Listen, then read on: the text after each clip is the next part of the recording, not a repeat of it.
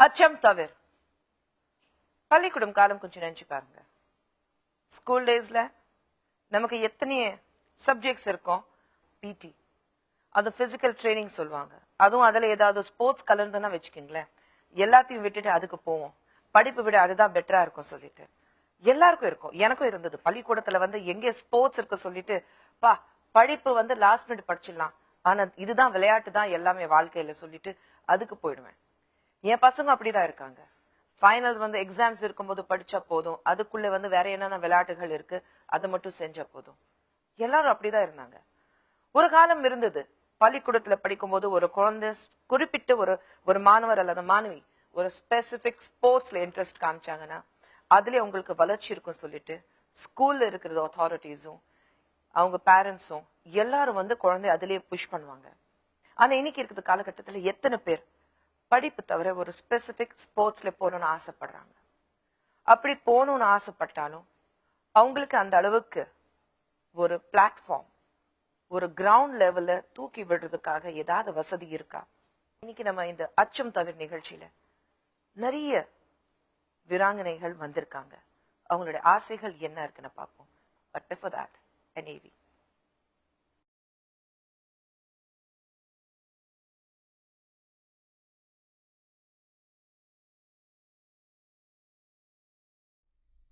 என் பேரு பொன்னரசி. கேரம் விளையாடுறதுன்னா எனக்கு ரொம்ப உயிர். எங்க வீட்டுல வறுமை, அதனால கேரம் போர்டு வாங்க கூட வசதி இல்லை.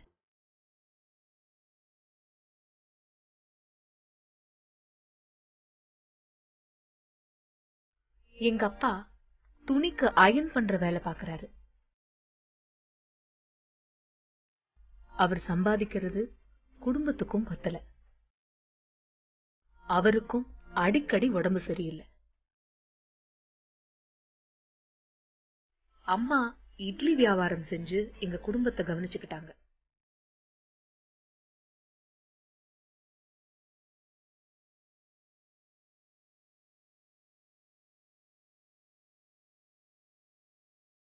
அம்மாவுக்கு துணையா எங்க அக்காவும் வேலை பார்த்தாங்க. எங்க அக்கா ரேடியோல பேப்பர்ல கேரம் போட்டி பத்தி தெரிஞ்சுட்டா உடனே என்கிட்ட சொல்லி அதுல கலந்துக்க சொல்லுவாங்க. எங்க அம்மாவும் என்ன போட்டியில விளையாண்டா கண்டிப்பா பரிசு கிடைக்கும்னு சொல்லுவாங்க.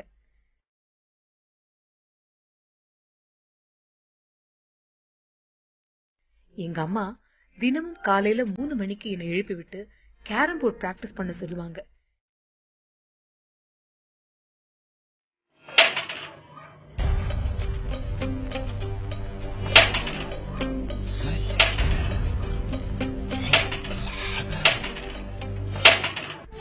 அம்மாவும் அக்காவும் சொன்ன மாதிரியே நான் போட்டியில கலந்துகிட்டு ஃபர்ஸ்ட் பிரைஸ் வாங்கிட்டு வந்தேன்.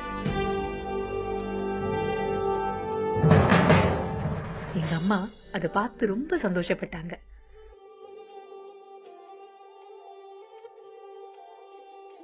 எங்க அம்மா என்கிட்ட கேரம் விளையாடி பெரிய சாம்பியன் ஆகணும், அது மூலமா அரசாங்க வேலை வாங்கி சந்தோஷமா வாழணும்னு அடிக்கடி சொல்லுவாங்க. ஒரு நாள் போட்டிக்கு நான் ஊருக்கு போறப்ப எங்க அம்மா இறந்துட்டதா ஒருத்தர் சொன்னாரு. உடனே நான் எங்க அம்மாவை பார்க்க ஓடினேன்.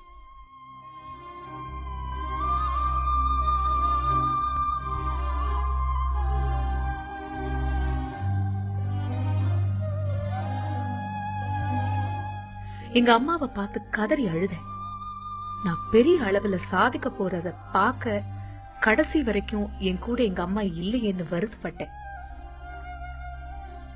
அம்மா இறந்ததுக்கு அப்புறமா அக்கா தான் இட்லி வியாபாரத்தை கவனிச்சுக்கிட்டாங்க.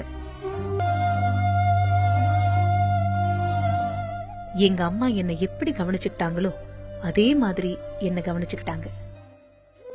நான் கேரம் போட்டிக்காக வெளியூருக்கோ வெளிநாட்டுக்கோ போறதுக்கு அக்கா அங்க இங்க கடனை வாங்கி என்னை அனுப்பி வைப்பாங்க.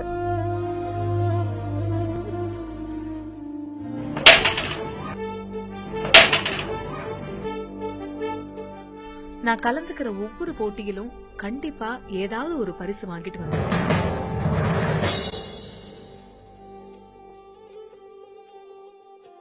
எங்க அக்கா எனக்கு கல்யாணம் பண்ணி வச்சாங்க. எங்களுக்கு குழந்தை பிறந்தது. குழந்தை பிறந்த 15வது நாளிலேயே ஒரு போட்டியில நான் கலந்துக்க வேண்டியிருந்தது. என் கணவரும் என்னோட மாமியாரும் எனக்கு தைரியம் சொல்லி சமாதானப்படுத்தி அனுப்பி வச்சாங்க. அந்த போட்டியில நான் ஃபர்ஸ்ட் பிரைஸ் வாங்கிட்டு வந்தேன். அப்ப கவர்மெண்ட்ல இருந்து எனக்கு ஒரு லெட்டர் வந்தது. நான் ஸ்போர்ட்ஸ் கோட்டாவில அப்ளை பண்ணியிருந்த வேலைக்கு அனுப்பின அப்ளிகேஷன்ல ஏதோ ஒரு குறைய சொல்லி என்ன ரிஜெக்ட் பண்ணிட்டாங்க. நான் மனசு குடிஞ்சு போயிட்டேன். என் கணவரும் என் மாமியாரும் ஆறுதல் சொல்லி மறுபடி வேலைக்கு முயற்சி செய்ய சொன்னாங்க. இப்ப என் குழந்தைக்கு ஸ்கூல் ஃபீஸ் 3 மாசமா கட்ட முடியாம கஷ்டத்துல இருக்கேன். கேரம் விளையாடுறதுதான் என் லட்சியம். எனக்கு கண்டிப்பா வேலை கிடைக்குங்கிற நம்பிக்கையோடு காத்திருக்கேன். ஏவி பார்க்கும்போது உங்களுக்கு தெரிஞ்சிருக்கும், எல்லாருக்கும் ஒரு நல்ல பிளாட்ஃபார்ம் கிடைக்காது. நிறைய பேர் ஸ்போர்ட்ஸ்ல முன்னேறணும் ஆசைப்படுவாங்க. ஆனா அவங்களுடைய ஃபியூச்சர் என்ன இருக்கும் யாருக்குமே தெரியாது. ஏவி பார்க்கும்போது நமக்கு தெரிஞ்சது, நிறைய பேர் ஒரு ஸ்போர்ட்ஸ் ரீதியாக முன்னேறும் போது அவங்களுக்கு எங்கிருந்து ஒரு சப்போர்ட் கிடைக்காம இன்னைக்கு ரொம்ப வறுமையான ஸ்டேட்டஸ்ல வாழ்ந்துட்டு இருக்காங்க. That's and why. புனர்சி வாங்க.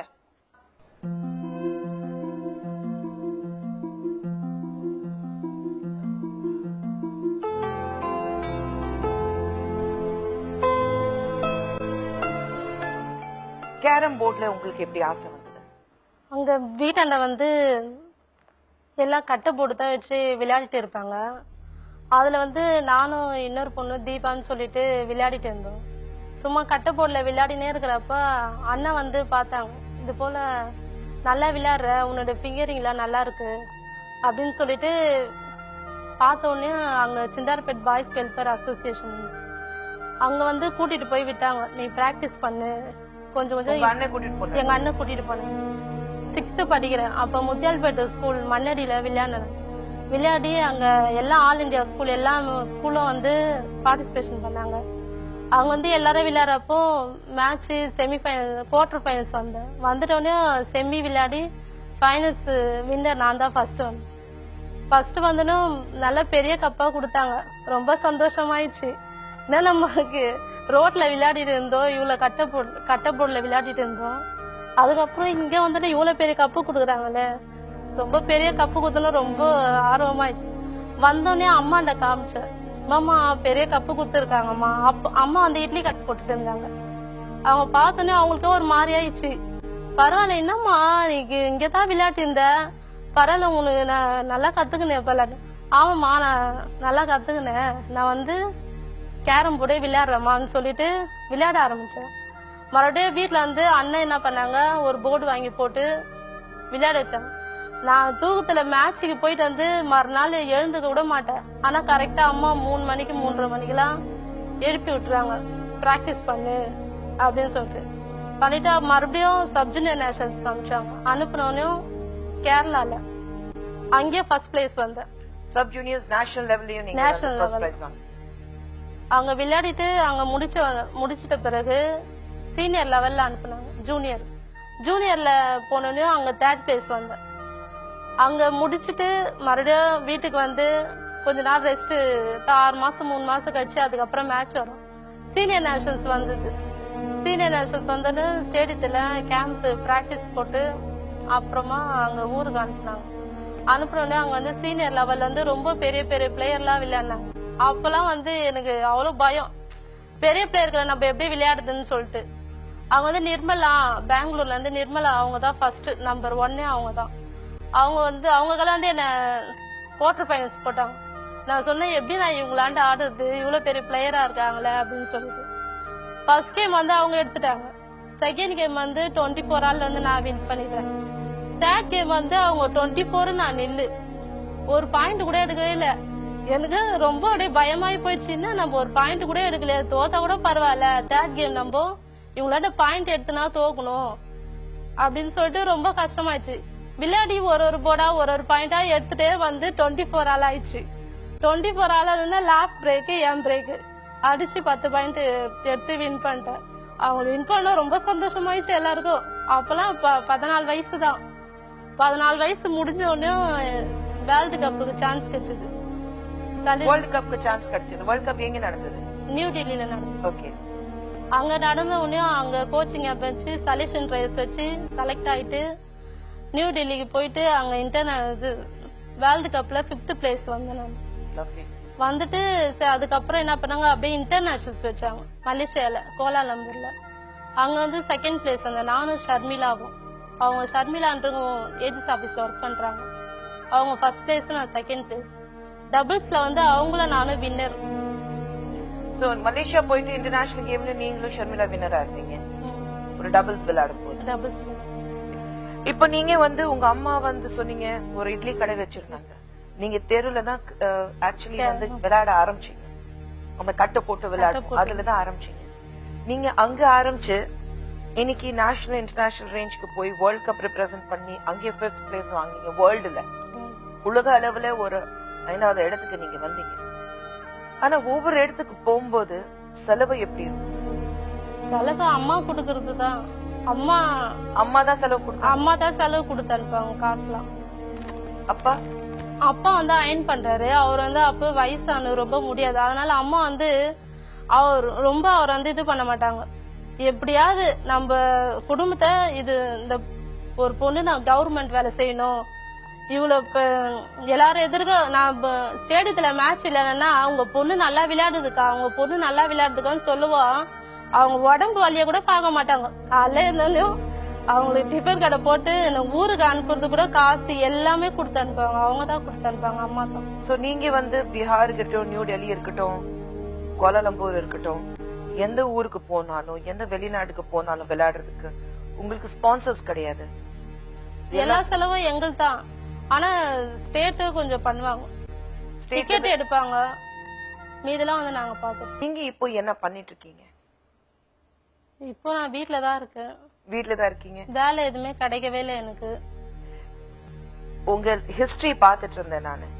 48 நேஷனல் லெவல்ல, 22 ஸ்டேட் லெவல்ல, அதுக்கப்புறம் எவ்வளோ ஒரு டிஸ்ட்ரிக்ட் லெவல்ல நீங்க ஆடி இருக்கீங்க, ஜெயிச்சிருக்கீங்க. டபுள்ஸ் இருக்கட்டும், சிங்கிள்ஸ் இருக்கட்டும். ஆனா இன்னும் உங்களுக்கு வந்து வேலை கிடைக்கும். கவர்மெண்ட் கோட்டால வேலை கிடைக்கணும் உங்க அம்மா அது மட்டும் தான் ஆசைப்பட்டாங்க. அவங்க ஆசைப்பட்ட அவங்க இறந்துட்டாங்க மேடம். அம்மா இறந்துட்டாங்க, அப்பா இறந்துட்டாங்க. அவங்க குறிக்கோள் என்னன்னா கவர்மெண்ட் வேலை கிடைக்கணும். கண்டிப்பா நான் இறந்துட்டேன்னா கூட நீ கவர்மெண்ட் வேலை கேரம் போர்டு நீ விடவே கூடாது.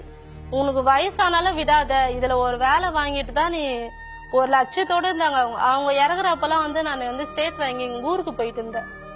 அப்ப செமிஃபைனல்ஸ் விளையாட போற எனக்கு போன் வந்தது. சரின்னு சொல்லிட்டு நான் வந்து பார்த்து 5 நிமிஷத்துலதான் எங்க அம்மா பார்த்தது. அதுக்குள்ளே எடுக்க போறாங்க. நான் காலைல ட்ரெயின் ஏறி 5 மணிக்கு தான் வந்தேனே. அந்த 5 நிமிஷத்துலதான் அவங்கள பார்த்தது நான் முகத்தை. அம்மா இவ்வளவு கஷ்டப்பட்டு எல்லாத்தையும் பண்ணி நீங்க வந்து நல்லா விளையாடுறீங்க, ஒரு நல்ல ஃபியூச்சர் இருக்கு, ஒரு முதலாக ஒரு பெரிய கப் வாங்கிட்டு வந்தது சந்தோஷம். அப்பல இருந்து ஒரு நேஷனல் லெவல்ல போய் அங்கேயும் ஜெயிச்சுட்டு வந்து ஒவ்வொரு தடவை நீங்க மெடலும் கப்பு வாங்கிட்டு வரும்போது எல்லாமே வந்து பொக்கிஷமா சேர்த்து வச்சிருக்காங்க. ஆனா இன்னி வரைக்கும் உங்க அம்மாவோட கனவு நினைவு எப்படி இருக்கு? எனக்கு ரொம்ப கஷ்டமா இருக்கும். நானு மேட்சுக்கு போறப்பெல்லாம் அவங்க நினைப்புதான் வரும். ஏன்னா இவ்வளவு கஷ்டப்பட்டு நம்மளுக்கு காசு கொடுத்து அனுப்பாங்க. ஒவ்வொரு மேட்சுக்கும் நான் போயிட்டு வர வரைக்கும் சரியாவே சாப்பிட மாட்டாங்க அவங்க. நான் வந்த பிறகுதான் அவங்களுக்கு ஒரு திருப்தியாவே இருக்கு என்ன பார்த்தாலுமே. இப்ப நீங்க வேலைக்காக காத்துட்டு இருக்கீங்க? ஆமாங்க மேடம். மேரேஜ் ஆயிடுச்சு, ஒரு பொண்ணு இருக்கு, 6 வயசு ஆகுது, 1st ஸ்டாண்டர்ட் படிக்கிறாங்க. அவங்களுக்கு இப்ப ஃபீஸ் கூட நான் கட்டல. 3 மாசமா நான் ஃபீஸ் கட்டவே இல்லை. எனக்கு ஆசை என்னன்னா நம்ம 10th படிக்கிறேன். நான் 8th எக்ஸாம் எழுதல, 9th எக்ஸாம் எழுதல. ஹெட்மிஸ்டர்ஸ்களை சொல்லிட்டு பாஸ் பண்ணி விட்டுருவாங்க. ஏன்னா நிறைய ஊருக்குலாம் போறல, ஸ்கூலுக்குலாம் 3 மாசம் 6 மாசம் தான் போவேன். அதுக்கப்புறம் நான் போவே மாட்டேன். நான் அந்த எக்ஸாம் டைம்ல கரெக்டா மேட்ச் வந்துடும், லீவ் சொல்லிட்டு போயிட்டேன். ஆனா 10th அது போல கிடையாது. 10th வந்து 4 சப்ஜெக்ட் ஃபெயில். நான்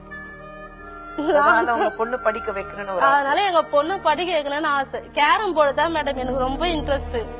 நான் எப்போ விளையாட ஆரம்பிச்சேன்னா அதுல இருந்து நம்ம ஒரு வேலை வாங்கணும், இதை விடக்கூடாது, அதை வின் பண்ண ரொம்ப ஆசையாயி போச்சு. எத்தனை வருஷமா கேரம் விளையாடிட்டு இருக்கீங்க? நான் 15 வருஷமா 15 வருஷமா கேரம் விளையாடிட்டு இருக்கீங்க. 15 வருஷமா கேரம் விளையாடியும் உங்களுக்கு இது வரைக்கும் கவர்மெண்ட் சார்பாக ஒரு வேலை கொடுக்கல. 3 மாசமா உங்க பொண்ணுக்கு ஸ்கூல் ஃபீஸ் நீங்க கட்டல. எங்க பொண்ணு அது பிறந்த மேடம் 2008 வந்து பிறந்தாங்க. அவங்க பிறந்து அது ஒன்னே ஆச்சு 15 நாள்ல ஸ்டேட் லெவல்ல மேட்சிங் போனோம். 15 நாள் குழந்தைய விட்டுட்டு ஸ்டேட் லெவல் மேட்சிங் போன குழந்தை ஒரே கத்து. அது வரைக்கும் எனக்கு போனே வரல. எங்க மாமியார் தான் அம்மா இல்ல, அதனால எங்க மாமியார் வச்சுட்டு இருப்பாங்க. அதுக்கப்புறம் நைட்டு வந்து நானு குழந்தைய பாத்துட்டு அதுக்கப்புறம் இருந்தேன். அதுல இருந்து அந்த குழந்தைக்கு தாய்ப்பால் கூட கிடையாது. இவ்ளோ அந்த ஒரு கேம், ஒரு ஸ்போர்ட்ஸ் சொல்லும் போது, ஒரு விளையாட்டு சொல்லும் போது அவ்வளோ வெறித்தனமா இருக்கீங்க கேரம். ஆனா அது மூலமா உங்களுக்கு எதுவுமே கிடைக்கல. ஏன்டா இந்த கேரம்ல வந்து அவ்வளோ வெறியா இருக்குன்னா இதை விட்டுட்டு வேற ஏதாவது செய்யலன்னு தோணுச்சா? இல்ல மேடம், அதே நம்மளுக்கு அந்த ஊரு 9 வயசுல இருந்து 8 வயசுல இருந்து விளையாடுறேன் மேடம். எப்படி மேடம் விட முடியும்? என் குழந்தைய கூட நான் விட்டுட்டு நான் ஊருக்கு போனேன். நான் சரி நம்மளுக்கு கேரம் தான் முக்கியம் அப்படின்னு சொல்லிட்டு குழந்தைக்கு புட்டி பால் போட்டா கூட குழந்தைய காப்பாத்திடலாம், நம்மளுக்கு வேலை கச்சிட்டா அது லைஃப் நல்லா இருக்குமேன்னு சொல்லிட்டு நான் குழந்தையோட பாக்கல. ஃபர்ஸ்ட் கேரம் தான் நம்ம விளையாடணும், இதுல ஏதாவது நம்மளுக்கு சாதிக்கணும் அப்படின்னு சொல்லிட்டு தான் நானு என் பொண்ணை கூட பாக்கல. ஆனா எப்படியோ கடவுள் அது வளர்த்துட்டு 6 வயசு ஆயிடுச்சு, ஃபர்ஸ்ட் ஸ்டாண்டர்ட் படிக்கிறாங்க. நீங்க வந்து கண்டிப்பாக எனக்கு ஒரு வேலை கிடைக்கணும்னு ஒரு நம்பிக்கையில இருக்கீங்களா? இருக்கேன் மேடம். வேலை கிடைச்சிடும். எனக்கு வயசானாலும் நான் கவர்மெண்ட் வேலை வாங்காம நான் விடவே மாட்டேன். நான் கேரம் போட எனக்கு கவர்மெண்ட் வேலை கிடைக்கணும், நான் விளையாடி எனக்கு கவர்மெண்ட் வேலை கிடைக்கணும். ஆச்சரியமா இருக்கு. ஏன்னா நீங்க நேஷனல் லெவல், ஸ்டேட் லெவல் எல்லாமே வின்னர். அதுவும் வெறும் பார்ட்டிசிபேஷன் கிடையாது, வின்னரா இருந்திருக்கீங்க. வின்னரா இருந்தும் இன்னும் ஏன் வேலை உங்களுக்கு கொடுக்கல? நமக்குன்னு ஒரு கோட்டா தனி இருக்கு. ஸ்போர்ட்ஸ் கோட்டா சொல்லும் போது அதுல வேலை கொடுக்கணும். இந்த நிகழ்ச்சி கடைசியில பாப்பீங்க, நிறைய பேர் வந்திருக்காங்க இதை பத்தி பேசுறதுக்கு. ஏன் உங்களுக்கு வாய்ப்பு கொடுக்கப்படல? இல்ல எங்க நம்ம சிஸ்டம்லயே பாத்தீங்கன்னா எங்க ஒரு சின்ன ப்ராப்ளம் இருக்கு, அது எல்லாத்தையும் பேசுவோம். பட் பாக்குறதுக்கு ரொம்ப பெருமையா இருக்கு. ஸ்போர்ட்ஸ் சொல்லும் போது அவ்வளவு வெறியா இருக்கீங்க. கேரம் இருந்தாலும் அவ்வளவு வெறியா இருக்கீங்க. ஸ்போர்ட்ஸ் எப்படிங்க விட முடியும் சொல்றீங்க? ஏன்னா ஒரு அம்மா இறந்தும் போது கூட ஒரு 5 நிமிஷம் தான் தாயோட முகத்தை பார்த்து குழந்தை தாய்ப்பால் கொடுக்காம கேம் தான் முக்கியம் சொல்லிட்டு வெளியே போயிட்டு வந்துதான் தாய்ப்பால் கொடுக்குது. அப்படில ஒரு கேம் மேல ஒரு விளையாட்டு மேல வெறியா இருக்கும் போது அவங்களுக்கு என்னென்ன சலுகைகள் பண்ணி கொடுக்கணும்? ஒரு ரைட்லி டிசர்விங் பீப்புள் சொல்லும் போது எவ்வளோ international meets, national champion, state champion, zonal matches ஜெயிச்சிருக்காங்க, டிஸ்ட்ரிக்ட் லெவல்ல நிறைய மேட்சஸ் ஜெயிச்சிருக்காங்க. ஆனா குழந்தைக்கு 3 மாசம் தாங்க ஸ்கூல் ஃபீஸ் கூட கட்ட முடியல, வறுமையில வாழ்ந்துட்டு இருக்காங்க. ஆனா கேம் மேல இருக்கிறது வெறி மட்டும் போக மாட்டேங்குது. ஒரு வேலை கிடைச்சிடும், கவர்மெண்ட் வேலை கிடைச்சிடும் ஒரு நம்பிக்கையில இருக்காங்க. Thank you so much and all the very best.